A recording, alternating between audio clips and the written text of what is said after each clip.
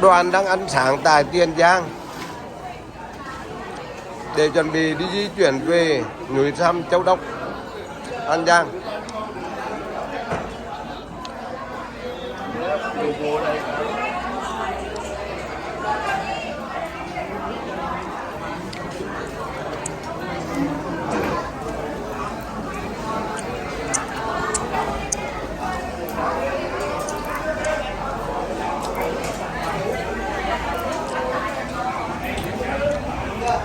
Đoàn đã hoàn thành chương trình đúng 48 tiếng.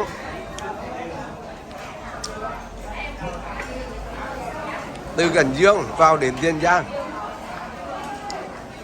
Bây giờ này đang ăn sáng.